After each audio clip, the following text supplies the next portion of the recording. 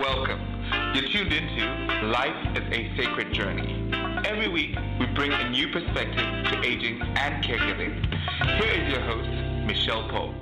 Grand Rising. Good afternoon and good evening, wherever you are in the virtual neighborhood of Life is a Sacred Journey. My name is Michelle Pope, and I am the host of this incredible roller coaster ride called Life is a Sacred Journey. I welcome you, and I want you to get your coffee, get your tea, get your water, orange juice, whatever your choice of beverage is, as Pastor Lynn says on her podcast. Your choice of beverage, and come on and sit on down and get a piece of paper. I always say get a piece of paper so you can write down the pearls of wisdoms that may come up as we continue our time this morning. So what I wanted to let you know is, one, I want to talk about our author. I'm going to start to admit her as I do this. Sylvia Moore is more than an author. She is a true inspiration. I had the opportunity of watching one of her videos last night, and it was so amazing because she is one of those kind of people that speaks into her truth and isn't afraid of sharing, which is what gets us all through, is when we share our life experiences and we lean into it. I also, as I began to do more research on her, I saw that she wrote some children's books. And that really touched my heart deeply because, as a grandmother, I bring books to my granddaughter and read to her every single day that I'm there because she doesn't watch television. We've decided that she's going to be a television-free kiddo for as long as she can be. So I love Eloise Noel Owain, and she is amazing. And she is an amazing character who is helping children to learn how to rhyme and find comfort in prayer, which I am so, you guys, you know how I walk my life. But I want you to learn a little bit about Sylvia Moore Myers before she and I engage in our conversation this morning, siblings. So Sylvia Moore Myers lost her son and a while back, and that was, as anyone knows, that it's lost a child. That is a tragic experience, and it's something that you really never get over. I've lived that journey myself, and I always thought when people said, "Oh, one day you'll forget about it, you'll be okay," and I thought, "Okay, that's crazy. That's not going to happen," but Sylvia will talk to us a little bit more about that. And then after that, she was like attacked by some crazy loony goo in her driveway. And yeah, really. And that happened. And then she's had the things, what I tell you, life does this, ebb and flow, all the things that would have taken away her spirit. All the things that would have made her say that it is not possible, the world is not a good place for her. And so instead, she took it and wrote these incredible books for children, also wrote The 7 Habits to Heal, also the Gold, what is it called, Sylvia? Gold Scars. Yes, Gold Scars, which is about the Japanese vase that when they break it, they fill it in with gold. Yes. I was at a women's retreat and I saw one of those. But this is what I love about Sylvia. She said this in her video, and I'm going to live by this now. Instead of looking for an eraser for the things that happened in her life, she feels that we should be looking for a highlighter instead. Wow, friends. You know what that means? Well, if you don't know what that means, you're about to find out. So we're never meant to heal from our scars. We're meant to grow from them. We're meant to see where, ask that question. Remember, I always say to you, ask the question, why? Start there. But I want to invite to the mic this morning, Sylvia Moore Myers, and thank her, my siblings, in the comments for joining us here this morning. Thank you, Sylvia. Good morning to Life is a Sacred. Good morning. Can you hear me well? I can hear you well. I want you to just take the mic for a minute. I'm going to start you off by asking the question. I love that. Like I said, that line of yours, or the mantra, looking for an eraser instead of a highlighter. And with everything that happens in a person's life, the grief and that even the times that we're living through right now, that we're questioning a lot of things. How do we do that? How do we do that when the world is teaching us something kind of different? Absolutely. And I had the same experience as you. People would say, you're going to get past this and you'll get better and time will heal and your son's in a better place and God needed another angel in heaven. That And there. my Yeah. favorite one was his work on earth was done. Now, when he was 19, what was he working on and why did he finish so soon? Right. So Yes. explain that to Yes. me. But that is life. But when people start to ask me about, I use the word resilience a lot because it's something that's already pre-wired in our brain. You don't have to go find resilience; it's there. You got to tap into it. But I don't start with grit or hustle. I start with scars. Because humans have this amazing ability called resilience, and I really truly believe that it's a superpower that no other species on this planet has. But other creatures can heal. Right. Humans don't heal. Right. We're not a sea cucumber, and we're not a chameleon. We don't heal like that. Right. We scar. We were created to scar. People ask me also, why do I call it mending instead of healing? Is because of just that. We really don't heal, do we? If you think about it, scars on the heart, still there. Scars on your arm from a fall, still there. But the best thing that we can do is mend, and that's why kintsugi. Kintsugi is a vase, a Japanese tradition, a bowl, a cup, something that you cherished very much. And you dropped it, you broke it, or it was broken, and you don't throw it away because you loved it. You fill it with gold. It makes it stronger and more resilient. And then you put it right back up and you start using it again, but this time with a greater, deeper love and appreciation for what you have. And that is, sadly, that's grief. That is what happens. We scar.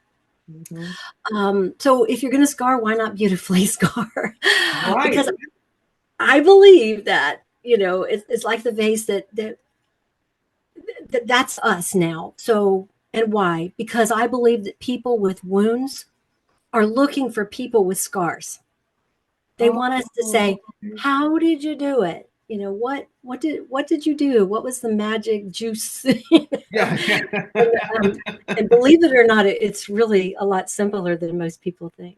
Yeah. So, well, and particularly because I think that the way that we are taught or have been taught in our culture to just move on, that has created some of the mental health issues that we're seeing in the world, because you're moving on and acting as if something didn't happen, but yet it's still in there waiting for a space to escape. it's coming, whether you want it to or not. Yeah. And it's going to come when it wants to if you don't deal with it. Yeah. So tell us a little bit about your book. You wrote this incredible book. I mean, like I said, I love the imagery and all of that, because I love, filling the vase with gold or the broken item and continuing to use it, because how many times have, I broken something and I've glued it back together because I didn't have gold and I didn't even know about that at the time. But I didn't want to give it up. I was like, I'm not ready to just throw it away. And sometimes it took a whole lot of time to put it back together, right? And so that's also sort of the analogy about all of this. It's going to take time to be able to manifest whatever this grief and pain has placed upon you, but it doesn't mean moving on, right? No, and it was just the opposite. So, a little bit, just go back in history, because please. I'm going to take you back really fast and bring you forward really quick. But, I was raised in a very large family, 10 children. I was 6 down and 5 up. My mother was Asperger's, but not diagnosed. She was super intelligent, did anything she wanted to do, she could, but she was not a nurturing person. I didn't have that kind of nurturing. So I also am autistic and also high performing Asperger, if you will. And so I was bullied, and I started having losses in my life, and there was no grief comfort. We not only broke how we grieve over the last couple of 100 years, but we've broke how we go to funerals. We broke death, basically. We don't train our children. We don't model that grieving process of losing someone. 100 years ago, grandma died. You'd go to grandma's house. That's right. Everybody would be there. That's right. It's a big family event. Some cultures still do. Thank God they do. And then grandma will be laid out in the parlor, right? In the parlor. Right there in the middle. That's right. And we'd all be talking about grandma, what tell funny stories about something that grandma used to do or say. And that's what we did. And the kids would be there and they'd be eating and playing or talking, but we would model that grief for them. Well, for some reason, we decided this strange building across town called a funeral parlor. They stole that from grandma. Yeah. We're going to put them there and we're going to stick all the kids in the kitchen and keep them separated because it might be too much for them, And we're not modeling grief. So I'm off of that soapbox, but that's very important. I think that modeling grief and loss for your child very early, whether they're autistic or not, is very important. And we don't do that. So stop lying to your kids, when they lose a dog, you don't go out and buy them a new dog immediately, right? Right. That's time to talk to them about the death of the dog was when you got the dog as a puppy. Right. That's when, right. Yeah. And when grandma dies or someone that you love, and I had that happening to me. My grandma died. My babysitter committed suicide. I was being bullied in grade school. It went right into junior high school. And like most overachieving autistic girls, I found a way through high school to have a little bit of popularity and work through that. Right after high school, the bullying started again, but this time it was men and employers. I finally walked, sexual, bad. And so I walked out of my last law firm, they were actually kind of nice people, right? It was some of the clients, but I just walked out and went, I'm going to work for myself. I'm going to start my own company. And so I did, because enough was enough. I had married a very nice man. We built a beautiful family. And I thought, finally, life is going to be normal for me. And I didn't even know I was autistic yet. I found that out like 3 years ago, right? But so 2003 comes, right? May 2003. I get a call that my brother's in a hospital in Valdosta, Georgia. He ended up dying. A blood clot went straight to his heart. So we buried my mother's firstborn child in May 2003, end of May. Fast forward to the 1st of December, about the first week, my son, my firstborn, on his way home, he was 19, in college, playing guitar with friends, pulled into a gas station near his grandma's house, got a Snickers bar and a Mountain Dew for his girlfriend, and was going to head home. A stranger at the gas station shot and killed him. He became an organ donor the next day in that gas station for no reason. Didn't know him. So I'm sorry if I'm triggering anybody. I am very, very sorry. But you did foretell it, so thank you. Yeah, no, I did foretell it because I think it's important. Our stories, like you said, help other people to understand that we aren't just this. There's all this stuff inside that we carry. I don't know. A lot of folks believe this, that God gives you no more than you can handle. I don't know that that's completely true. I just believe that he's there with you all the way. Yeah. And I'll laugh and I'll say, well, he had to break me about 20 times before he could put me back together. So, but that toll on my family, my children were grieving and I didn't know what to do about it. My marriage went like this. Yeah. Our marriage wasn't broken. Someone murdered our child. My business started to fail. My marriage failed. And I'm 8 months after even before that, 4 months after he died, I buried my best friend. Yeah. I was numb during that entire funeral. I don't even remember much of it. 8 months later, I pull into my driveway. Someone follows me in, and it's a serial kidnapper, wannabe killer. And I was his fourth victim, not his first. Wow. And I fought for my life. He pulled my hair out. I got his license plate number finally after being thrown down a few times and dropping my weight a few times, which is really smart. Yeah. Because I knew if I got in his car, I was done. That was Yeah. it. I knew what was in there. I was gone, right? I knew it. Yeah. He fled and he ended up going to prison. But that I already had PTSD. So now I had really serious, Yes. acute trauma and on top of PTSD.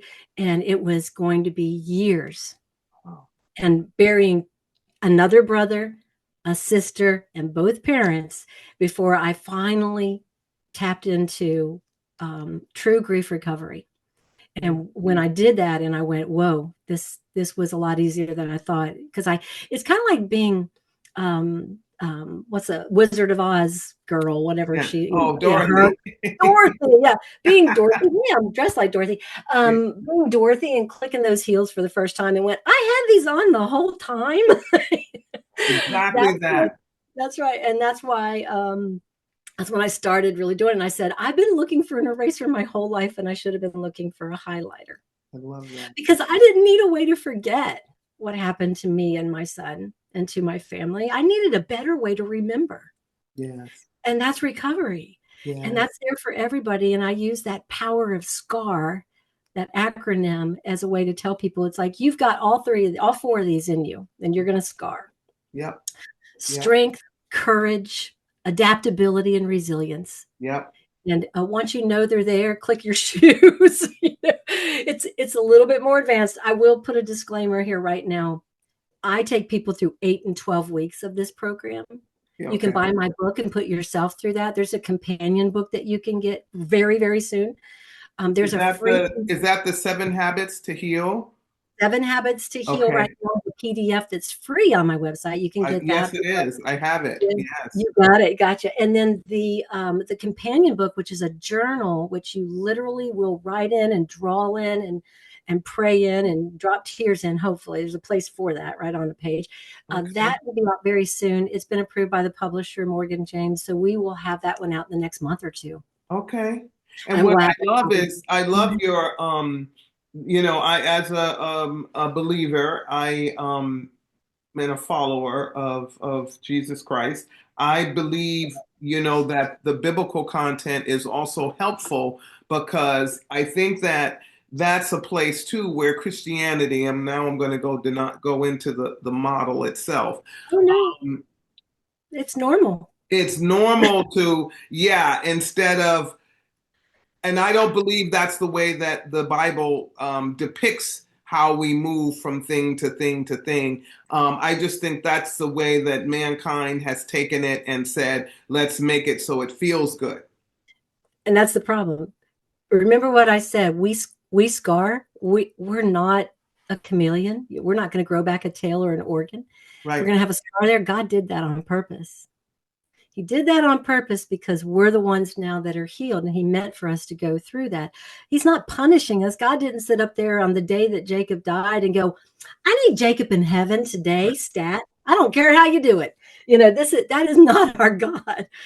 Our God, my God lost his son. Exactly. He knows. Yeah. My God says, whatever happens to you, no matter how bad it is, I will be there. Right. And the scars, we're getting ready to go into the holy, this holy week. And when I read your stuff, I thought, oh my God, Sylvia's got it. Because even at the resurrection, the scars were still there. Doubting That's how we Thomas. knew him. Thank you. So when you look at your scar one day, I have a C-section where 3 doctors. Oh, girl, me too. I'm like, I got 3 of those right there, and I've got a new hip, so I got a big gaping scar down my leg. My body is a testament for what I have been through in my life, and the scars on my heart, in my mind, and in my soul, they're just as real as the ones that are on my physical body, and they are meant to share. Yes. Not to waller in. You don't waller in your grief. You don't lay in there. But a lot of people do that and they get stuck there because it's comfortable, isn't it? Yes, It's yes. comfortable. Yeah. Yes, it's like there's a scene, one of my favorite books. I have it and I love it, and it's The Never Ending Story. And one of my favorite books. And there's a scene or there's a writing in there. I've seen the movie too, but a lot of the book is missing from the movie. But he's going, Atreyu is trying to get through to this other side, and it's like a quicksand, and it's only his doubt, only his grief of what he has not done, and his fear of the future that's making him sink. If he would have kept, and eventually he gets saved and all of this, but that's what was bringing him down, was all of that, and that's what happens to us and happens to people who we see that are aimlessly moving through life. And siblings, I'm not putting you down. I'm just saying to Mm-mm. you No. that um, that's what happens. You get something, we call them pows, right? You get a pow, and then all of a sudden you go, okay, well, I'm not worthy. Well, that's Oh, yeah. one pow. One pow is not. There you go. Part of the 7, man. I'm telling you, can have these for free. But number 4 is hope, and number 5 is holiness. And the reason it's holiness is because we do not feel worthy to be Yes. mended. We never feel worthy. Well, you're never going to get there, so don't try, right? But Right. you are worthy because God said so, right? Yeah. We're not going to be God-like, but He did ask us to be in His image, didn't He? That's right. That's right. And And so then we the help one is important too. help is like Where first you try, like start. strength. Yeah, that's You where got to you get start. started. You Yeah, got to go. Enough is enough. I'm tired of this crap.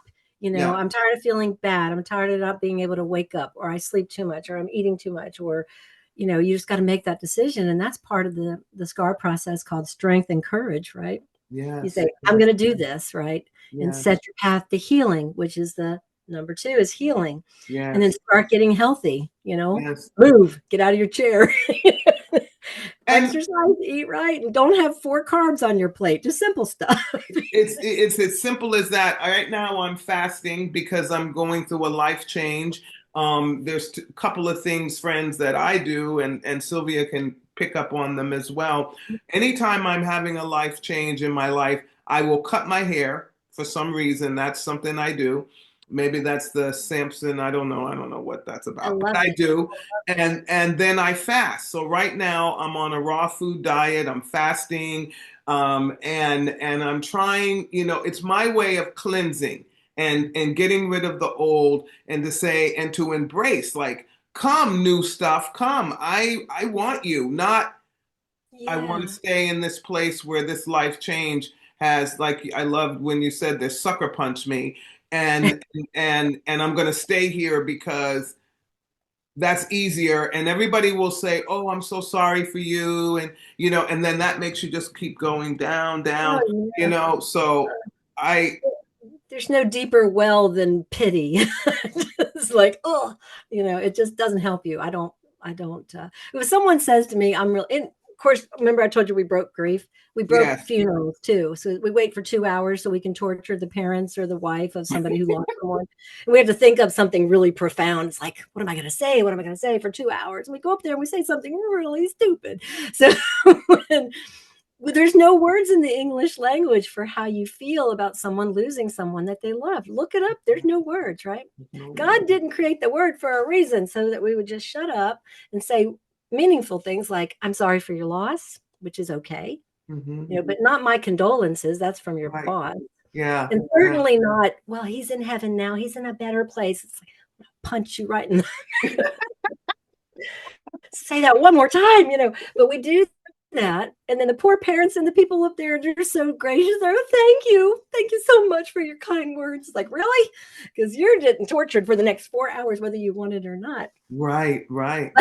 We And just, really, what we want I know for me, what I always say is that it's interesting. You're coming into my life at this point, Sylvia. I usually say to people, I pray that God will give you the strength and courage that you need for the days to come.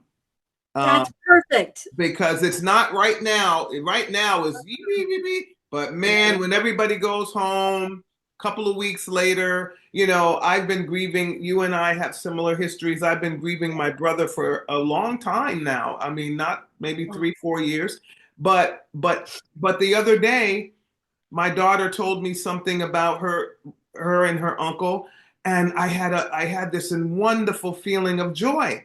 It was like, whoa, that's so cool. But it doesn't let go of the fact that I'm living this season of my life without my brother, and I personally had not planned for that.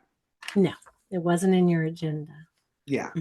Yeah. When someone's lost someone, and sometimes that loss is just a personal injury that they've had, but when you've lost someone, there's a honeymoon stage. This happens. I have a master's, as you know, in crisis trauma counseling. Right, I'm getting my PhD starting in a month. I start that program for traumatology. I just love saying that I'm a doctor of traumatology, but but there's stages in any crisis or any loss, and they're the same. There's that honeymoon stage, like when the president comes and gets his picture taken at the big flood, and all the celebrities are, raising money for a good cause, and then they all go away. And the next phase is disillusion. And that's the phase when that person is by themselves, lonely in their grief. That's when they really need somebody, and there's no one there. Because in psychology, they teach you that it takes us months. It's 6 months to 6 years before you really start feeling some normalcy after a great loss like that, right? Yes. The society gives us about 6 weeks, and then they're done with us. They're like, if they see you out, they'll go, "Oh, how you doing?" You go, "Oh, yeah, just really bad. What's wrong?" It's like, my son, my dad said, "Oh, still?"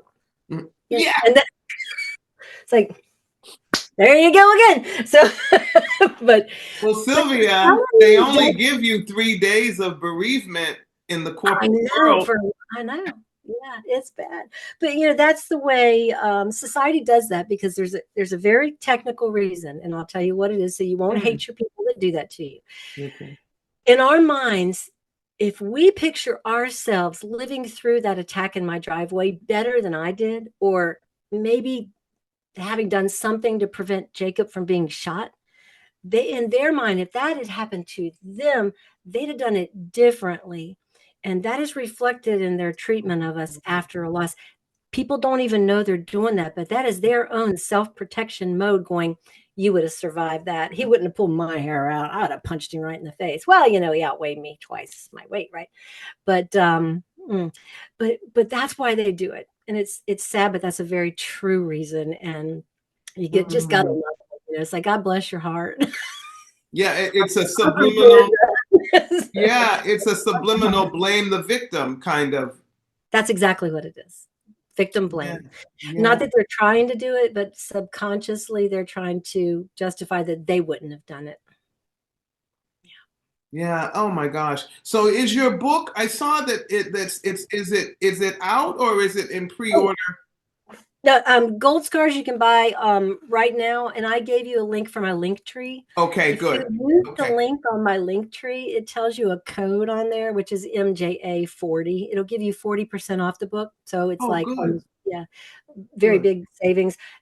I don't lose any money off of that from the publisher. Okay. That's the publisher's gift to your audience. That's okay. So friends, Felicia will put that link in, and it is a gift to us, 40% off. And you know how we feel about books here. I love books. I think as a child, Sylvia and I had some of the same, for different reasons. As you know, I had eczema really bad, and I was teased terribly. But books were my refuge, and that's why I still love books. That's why I will fight to protect them. Every book. It's the 100 years of The Great Gatsby, by the way. There's your 100 years old. I've got some old books too, and I collect them, and they're family heirlooms. So it's just books are amazing. So please go out and get Gold Scars, because you deserve help. You deserve healing. You deserve to be healthy, mind, body, and spirit. You deserve to know what hope feels like, and not this sort of woo, woo, woo, that hope is it's a strong emotion and a powerful thing. You Absolutely. deserve to be happy and you deserve to have fun. And I love Hilarious. the hilarious piece. I mean, if you don't think God has got a sense of humor, you have not been paying attention. So God wants you to be happy. He wants you to laugh. And he wants you to laugh out loud. It's just the way it is. I mean, the morning and people, they're just like, oh no, you can't laugh. It's like, you have to have this somber time. The morning of the funeral for my son, that morning, my brother shows up from a plane. He and his wife took a Delta down or whatever it was. And they were in the front row. And his ex-wife, who's also my friend, she booked the same flight and they ended up sitting side by side, the three of them on the flight down, right? So the steward finds out, right? And he gets up on the mic and he goes, is anyone flying with their spouse today? People's hands go up and he goes, anybody flying with their ex-spouse today? my brother raises his hand, he stands up and turns around to everybody and goes, my girlfriend was going to come with us, but we had to book her on the next flight down. The whole plane laughed their butts off, and my brother told that story the morning of the funeral before we left, and we all laughed. And we laughed so hard. It was so funny. And it's okay to be hilarious because one fake smile alone starts healing in your body, physical healing. Yeah. So to laugh and to smile and to find joy in anything at all on a daily basis is the best medicine. You want to look better in your old age? Smile more. Well, hey, that and laugh and have joy. I just wrote this morning to a friend of mine. I spend Thursdays with my granddaughter. Over a year ago now, I made the commitment that I wanted to spend one whole day with her a week. Regardless of whether we get together other times, but one whole day. She'll be 2 in June, and I wrote down, I never laugh so hard because of the little things that she does that a little person can do.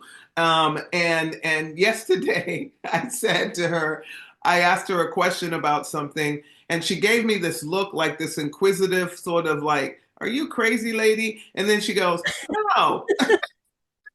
No. Said, okay. And I laughed so hard that my belly hurt. My belly hurt. And then she started laughing. I don't even know if she knew what she was laughing about. And then her dad came out and said, what are you two up to? And then he started laughing. And it was just this like crazy madness going on in the backyard from a simple word, 2 letters, N-O. No. But it was how she did it. It was nothing else. It was no big, grandiose thing. And I think, Sylvia, that, we are living in a time, and I'd like you to speak into that before we close. We're living in a time now where it seems that we are, there's so much anxiety and depression and mental health challenges happening, particularly for our millennials and XYZ young adults, for a lot of reasons. The pandemic, not being able to socialize during the pandemic if they were in college and things of this nature. How do we talk to them now and help them to heal those scars so that they don't learn to fall into that place where anxiety and depression become the norm? Correct. We forget that grief stays with us. It doesn't really leave. And when you realize that grief becomes a part of who you are, you understand what I call the tree and the mistletoe. And that's my next book coming out, by the way. Can I read you the first 2 paragraphs of that book? Yes, please do. That'll be out really soon. And it's a reflective book of art and a journey through grief, using the beautiful little pear tree out in my front yard that's got mistletoe growing in it as well. And I'll read that to you. Please. In the middle of an open field on my small farm stands a flourishing little pear tree. It blooms with beautiful blossoms in spring and hums with bird song throughout the summer. But what makes it truly special, what makes it mine, is not just its beauty, it's what lives within it. Woven through its branches, growing alongside it, is mistletoe, bright, green, and very much alive. They thrive together.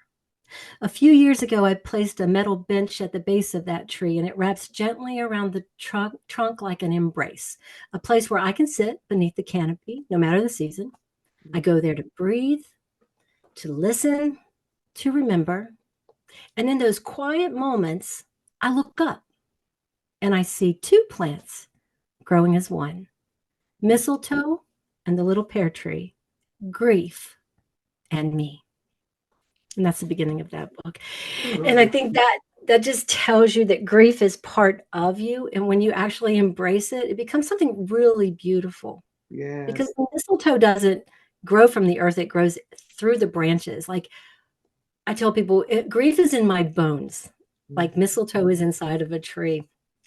And the mistletoe feeds the tree to the ground with nutrients, and the tree hosts the mistletoe, and the mistletoe blooms in the winter when the tree has no leaves, and it feeds the birds, and they share that relationship back and forth, and that's grief and us. And when we embrace it and say it's part of me and quit trying to hide it, they were walking around going, "Look at my scar." Let me tell you about it. Because I see people hurting all the time, and it's like, "Oh, Dorothy, click your shoes, baby. You've got it. We can work through this." Wow. You know? So I love the beginning of that book. I can't wait for you to finish it. You are going to become one of the authors in my library. I'm going to order I didn't get time to order the gold scars, but will do so because like I said, I looked at everything. I did my homework before your visit with us this morning, and your life for me is an inspiration, Sylvia, and I hope it will be to all of our listeners today. And what you just read to me is just so beautiful. And the minute you did that, imagery. I'm having, I'm a visual brain person, and I'm imagining you under that tree, and it's a real place. It's a real spot. It's a real spot. I take everybody around the entire farm, and through my life, and through even my gravel driveway has a story.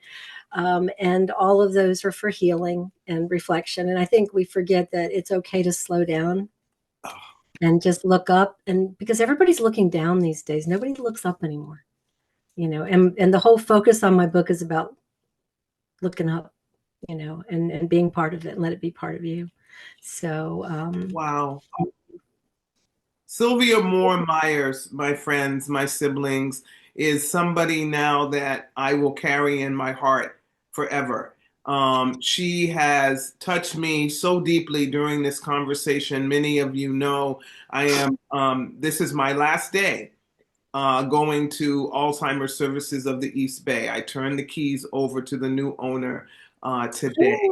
And so after 28 years, it's not a mistake that the universe sent Sylvia to me and us on this day. Oh, thank you. On this day. I mean, it could have been any other Friday, but it's this Friday.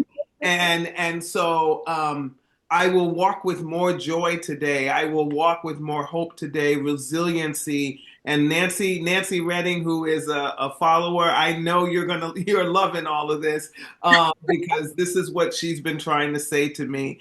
But Sylvia, your books, Black Scars, and then you have the children's books that are out. Elowen No Elowen. Yeah, Elowen is my granddaughter, Elowen Noel. And from the time she was born, we just started making the rhymes up with her, and that was the first one. And now there's 12 books altogether. 3 are in print, and we're republishing those with Morgan James soon as well. But they rhyme. It teaches kids to rhyme all the time and know what to say when you pray, because we don't teach our children how to pray even for the simple things. And I think that we need to be grateful and loving, and that starts at a very small age. It does. So now they're in print, so we can order them now, or You can get them right now from my website, and I'll Okay, that's sign and where I mail saw them to them. you. Okay. Yeah, I'll literally mail them to you. But when they get republished, you'll order them from the same spot, with any books, Barnes and Okay. Noble. I think you can still get them on Barnes and Noble and Books a Million. Okay. But we're changing publishers, is what we're. Okay. Yeah, we like the Get publishers. the old Yeah. ones because I've got all the character signature, and when Ellen was very little, she signed every one of those books during COVID. We had to pass it. We had masks. We were passing them through the car, and she's like, E L L. It took hours. So you want to grab one of those originally signed books from her, because now she's 10 and she's like, LON.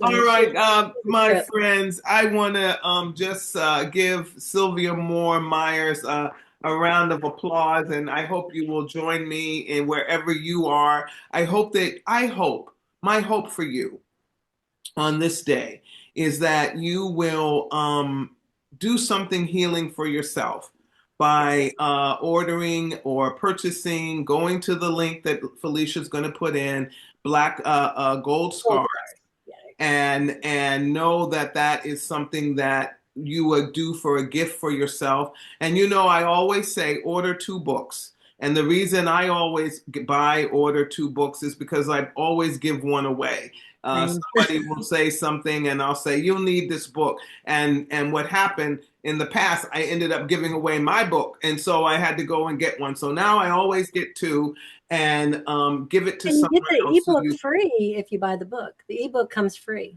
Okay, and the ebook comes free. Yep. So free. You can do it that way as well. But if you're like me, I love paper. I love turning the pages, and I want to highlight stuff. Yeah, I want to highlight stuff now. Sylvia, you got me with the eraser and the highlighter. I'm going to go to Office Depot, Office Max today. Highlight. But friends, I'm going to ask Sylvia to stay on for a minute so I can thank her more offline. But what I want to say to you this weekend, you know how we always end Life is a Sacred Journey. Please go out into the world, embrace the sun, embrace the world, hug a tree, pet a cat, pet a dog. Dogs are my favorites, even though I love cats too. They love me. I'm just allergic to them. If you're somebody out there that is thinking that the world is not a great place and not a place where you are seen and loved, the suicide or counseling hotline is out there for you. So please pick up a phone, grab somebody and say, call that number for me. Because it is a place where there are people on the other line that will support you. You are not alone. And there are many of us, yours truly included, that have been there where I thought that my life was useless and the world would be better off without me. And here I am still every day trying to make the best of it. So do the best you can, and know all of us here at Life is a Sacred Journey would feel lost, even though we don't even know you. The ripple of your loss would affect us and impact us. Absolutely. So, have a great weekend, everybody, and I will see you next week. I will have my studio right by next week, because this is my first thingy in my house, and so we'll figure it all out by next week. But I didn't want too much time to go by without reaching you, and I knew that Sylvia Moore Myers was joining us this morning, and we were so grateful for her presence among us. Have a wonderful Palm Sunday for those of you that celebrate Palm Sunday. And for those of you who do not, get outside anyway and enjoy the day. All right. All right, Sylvia, do you have any last words that you want to share with our audience? Just that healing is possible for everyone. And no matter what you've been through, because I've been through just about everything you can possibly imagine. There's always a better side to grief, and there is healing for you. It's really you making the decision that you are ready to do that. Yeah, that is as simple as it can be. Making that first decision. I'm going to do this. The rest is just a path down the yellow brick road. It's just a path down the yellow brick road. And click those heels. Even if you don't have the red ruby slippers, kick those heels. All right, friends. Have a wonderful weekend. And we love you here at Life is a Sacred Journey. And that's our story, and we're sticking to it. Okay, bye-bye.